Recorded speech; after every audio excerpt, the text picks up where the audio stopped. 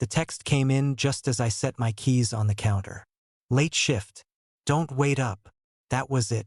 No heart emoji, no love you, no usual sarcasm. Just flat. Like a memo.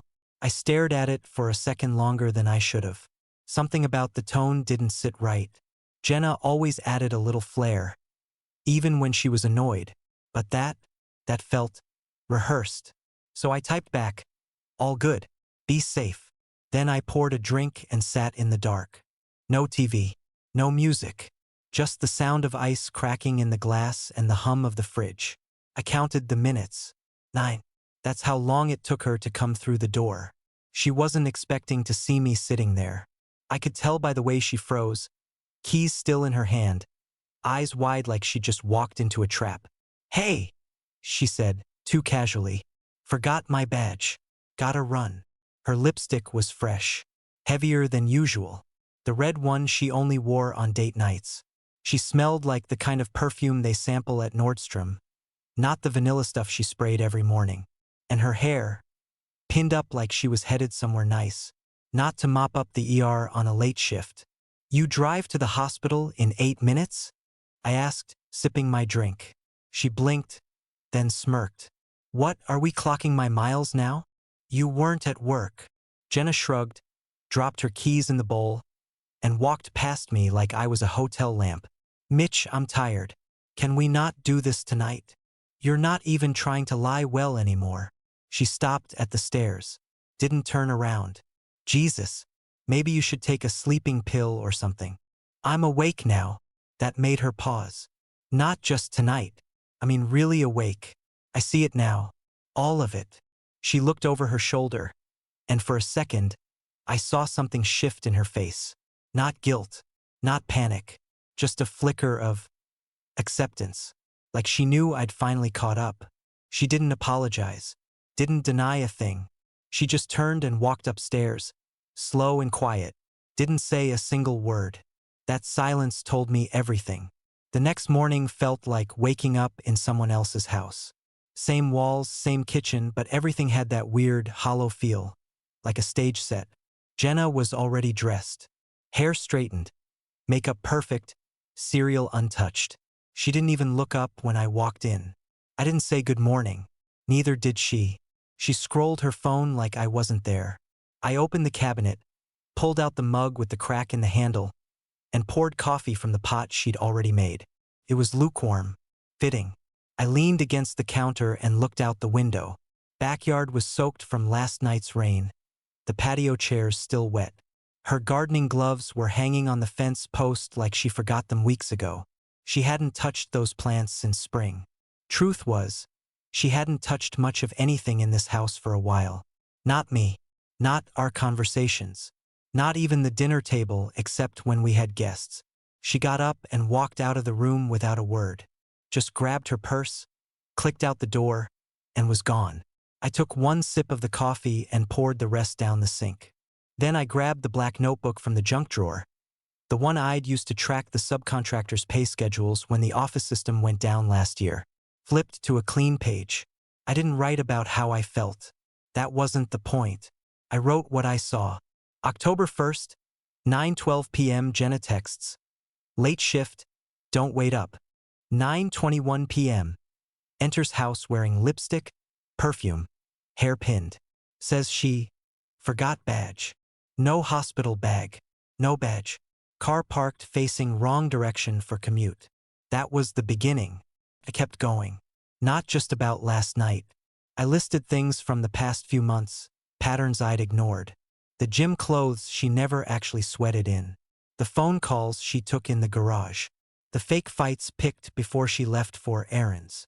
I'd started feeling it around late July, but I hadn't wanted to believe it. Then I remembered what Roland told me back in March. You need to protect your side before the ink hits the sail, he'd said, leaning back in that leather chair of his. Because if anything personal blows up after the money lands, it's open season. He was talking about the acquisition. My company, $9.8 million. That's what the deal would be worth once the final contracts cleared in a few weeks. 9 years of blood, busted knuckles, missed holidays, and laying concrete in 100-degree heat. I built that thing from a rusty trailer and 2 crews. Now it was worth nearly 8 figures. And suddenly, Jenna was wearing perfume to work and acting like she didn't know what nights she was on shift? Yeah, no. I closed the notebook, slid it into my laptop bag, and zipped it shut. I wasn't pissed. Not in the loud, throw things around kind of way. But I wasn't sleeping on this anymore, either. I went upstairs, changed into jeans and boots, tossed on a clean flannel, and grabbed my keys. She thought she still had time. But I'd already decided, clock's up. Roland's office sat in a red brick building near the courthouse. No sign, no flash, just a silver nameplate and a buzzer that made you wait an extra 2 seconds before clicking. He met me in the hallway with a nod. Didn't ask why I was there. He already knew. Conference room's open, he said, motioning me in. Roland Cates was sharp in that clinical way you either respected or resented. Gray suit, perfect part, no small talk. He'd pulled me out of a zoning disaster 3 years back. Buried the city planning board in so much paperwork they backed off like scared raccoons. I sat down, pulled the notebook from my bag, and slid it across the table. I need to move. Quiet, fast, and before the merger signs. He opened it, skimmed maybe 4 lines, then nodded once. You think she's got a claim? She'll try, or stall until she does. Roland leaned back, fingers pressed together like a damn chess coach. You're clean on the asset trail. Premarital company, no commingled equity. But you delay this past the acquisition date and she can argue post-merger income as marital. Especially if she lawyered up early and kept receipts. She didn't, I said. She thinks I'm still asleep. He gave a small grunt, the closest thing to approval you'd get from him. Then you're ahead. We file now, we timestamp the split. You keep the post-sale income yours. But you can't afford gray areas. You want this airtight. Stone cold, I said. He stood, pulled a file from the cabinet behind him, and opened his laptop. Then we structure this like a business exit. No back and forth. No discovery. Just a clean, pre-drafted settlement. You offer a number she can't whine about, but not a dime more. Lock the future earnings out. Hard line. I didn't flinch. What's fair enough to get her to sign? Roland tapped a few keys, doing math I didn't care about. Upfront payout. Keep the house in her name if she wants it. No alimony. No ownership. She walks with comfort, you walk with everything else. She won't sign without a fight, I said. She doesn't have to like it, he replied. She just has to see you're not bluffing. He started typing the terms right there. Fast, like he'd done it 100 times. He didn't pause to ask if I was sure. That was the thing about Roland, he didn't deal in feelings. He dealt in outcomes. By the time he hit print, the whole plan was mapped. Timeline, filings, contingencies, even the tone of the cover letter. He slid the draft toward me. Get her to read it. Don't argue. Don't engage. Just hand it over and step back. I picked it up. Thick stack, neatly clipped. Not a word out of place. And weirdly, I didn't feel anything. No stomach drop. No cold sweat. Just focus. This wasn't revenge. It wasn't emotion. This was clarity. I stood up. I'll need copies sent to my home and the office. I'll courier them by end of day, he said. As I walked out, he added, Mitchell, this is the right time. You're not wrong for doing it clean. I didn't answer. I just opened the door, walked to my truck, and started the engine. I already knew she'd hate every word of that document. But that didn't matter, because I wasn't reacting anymore. I was planning. By the time I pulled into the driveway, the house smelled like lemon and rosemary. I stepped inside and heard soft jazz playing from the Bluetooth speaker in the corner, the one we hadn't used since our last anniversary. Candles flickered on the dining table, and a bottle of red sat uncorked next to 2 full glasses. Jenna stood at the stove in a cream blouse, sleeves rolled up, stirring something in the skillet. Her hair was curled. The same perfume from the other night clung to the air. Hey, she said like nothing had happened. I hope you're hungry. I hung my keys slow. What's the occasion? She laughed lightly, still facing the pan. Do I need a reason to cook dinner for my husband? She'd never made lemon herb chicken in her life. That was my mom's recipe. Jenna had always said it was too plain. But there it was, exactly how I liked it, plated next to mashed potatoes and grilled asparagus like a magazine photo. She handed me a plate and smiled, holding eye contact longer than usual. I thought we could just reconnect tonight. I didn't say a word. I just sat down, let her play it out. Over dinner, she complimented my shirt, asked about work, dropped old inside jokes like breadcrumbs. She laughed when I didn't, filled my wine glass twice, and I let her talk, let her act. Then I wiped my mouth, set down my fork and said, "I'm filing tomorrow." She froze mid-sentence, glass halfway to her lips. "What?" "I'm filing for divorce." She blinked hard, like she hadn't heard it. "Where's this coming from?" "From the facts," I said.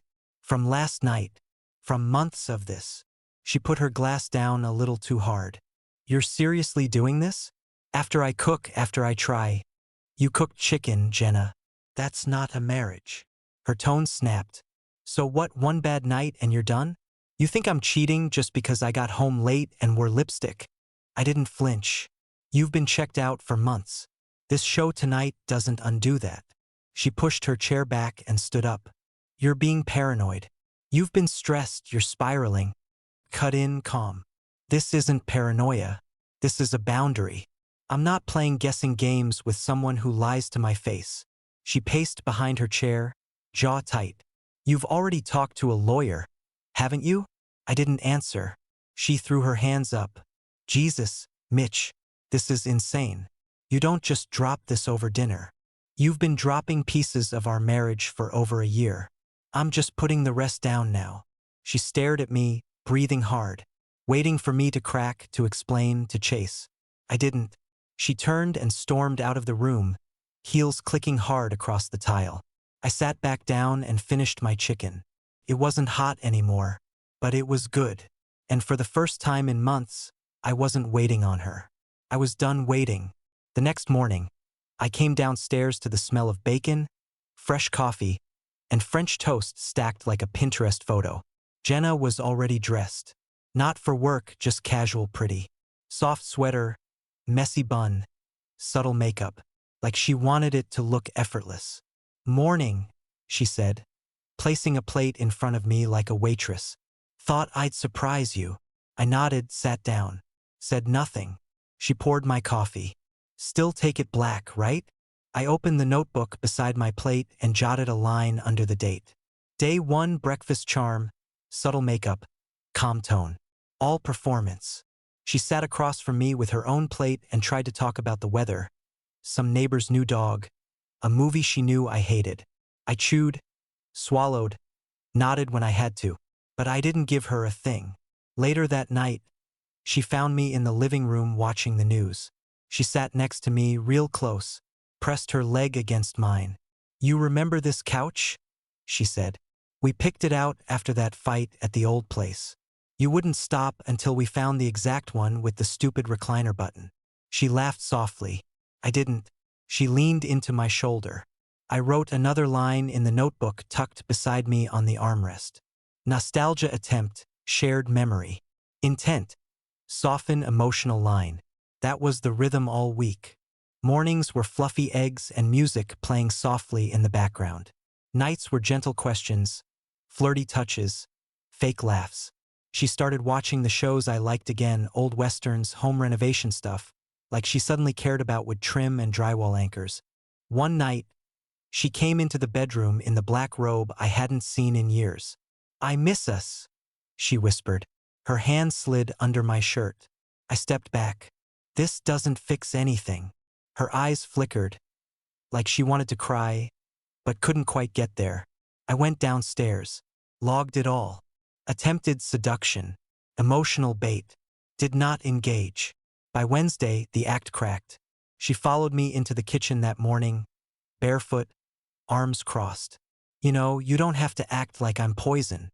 I rinsed my cup. "I'm not acting. You're being cold," she snapped. "You won't even talk to me unless it's about chores or mail." I dried the cup slow. "That's because this isn't a real marriage anymore. This is a stage. She stepped in front of me. So what? I try to fix things and now I'm manipulative? You're paranoid. Mitch, you've built this whole version of me that doesn't exist. I looked her dead in the eye. You're not fighting for love. You're fighting not to lose. That shut her up. Just silence. No defense. No fake smile. No tears. She stared at me like I'd said the one thing she couldn't reframe. Then she walked out. I waited until I heard the bedroom door close, then flipped to a fresh page in the notebook. Confrontation. Attempt to reframe me as unstable. No denial of facts. No apology. Silence equals confirmation. I clicked the pen shut. She wasn't trying to rebuild. She was trying not to fall behind. Friday afternoon, Jenna walked in with a grocery bag and a too-sweet smile. Your parents are coming tonight, she said, setting down a sack of apples like this was some surprise party. They know? I asked. She didn't look up. They think it's just dinner. I told your mom I missed her. I said nothing. 6:30. They pulled into the driveway. Ron in his flannel, Denise holding a little bouquet from the farmer's market. They both hugged Jenna like she'd just gotten back from a mission trip. Smells amazing in here, Denise said, sniffing the air like a commercial. Did you make pot roast? Roast, homemade rolls, and, Jenna smiled wide, Dutch apple pie from scratch. Ron's favorite, right? She'd never baked a pie in the 12 years we'd been married. Not once. I stayed quiet while Jenna floated between kitchen and table like Martha Dam Stewart, pouring wine, telling stories about our early years, like she was quoting a movie I hadn't seen. Oh, Mitch used to leave love notes in my lunchbox back then, she said with a laugh, nudging my arm. Total sap, right? Denise smiled, touched my hand. That's what lasts. That sweetness underneath. You two always had that. I forced a nod. Jenna kept going. Talked about camping trips we never took, how we made it through so much together.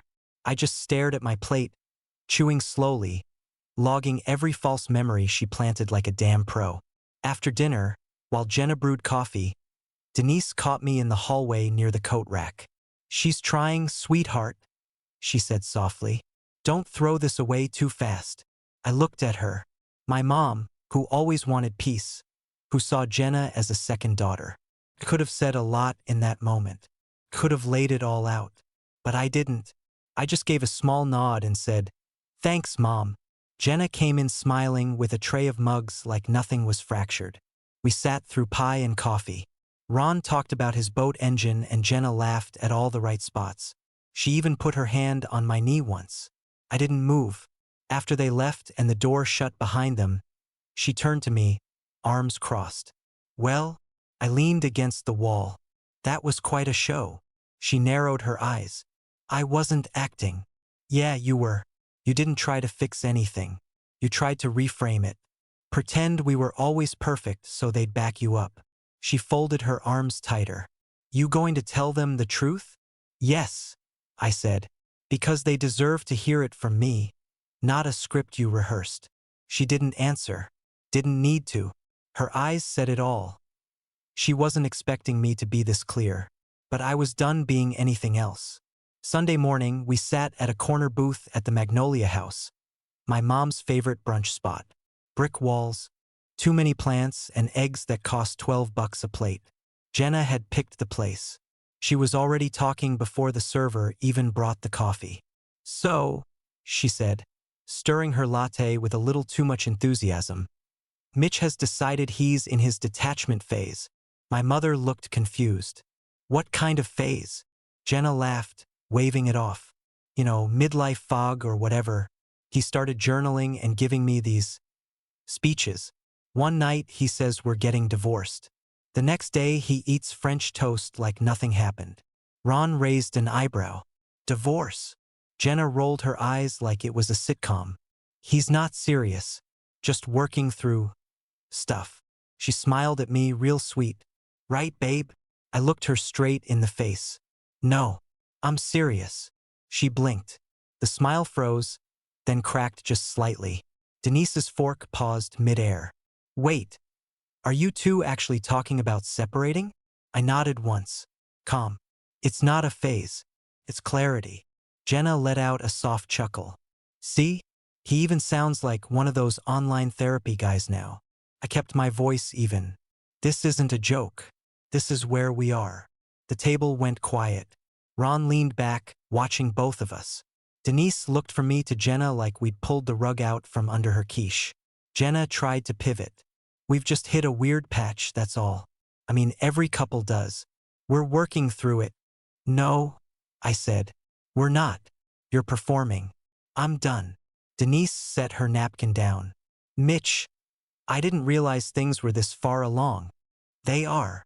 Jenna opened her mouth again, probably to spin more charm into the air, but I cut her off. I'm not going to sit here and play house in front of my parents while she tells stories that don't match the truth. Ron looked at me for a second, then gave a small nod. Didn't say a word. Jenna stared at her coffee, the silence folding in around her. She didn't have a comeback this time.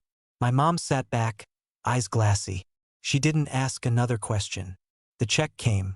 Paid. Jenna didn't argue. We walked out together, but it felt like we were miles apart. Because we were. The morning after brunch, Jenna came downstairs holding a coffee mug like she'd just had the idea of a lifetime. I was thinking, she said, real casual, we should throw a party. You know, reset the vibe. Remind everyone who we are. I stared at her for a second, then nodded. Sure. She blinked, surprised I didn't push back.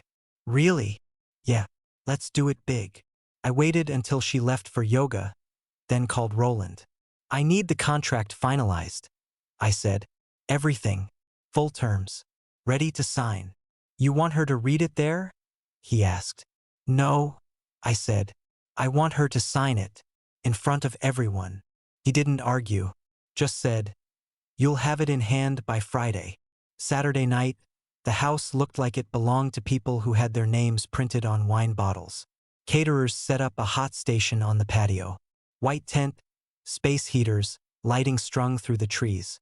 Jenna even hired a damn string quartet. She wore a deep blue dress with open shoulders and soft curls, like she was posing for an engagement shoot. The guest list was tight, no randoms, just curated people. Neighbors we barely knew, but she wanted to impress, couples from her work, a few friends of mine she thought still liked her. I stayed quiet, smiled where I needed to, watched her like a hawk. She floated through the crowd like she owned the place, fake laughing at jokes, linking arms with women she used to roll her eyes about.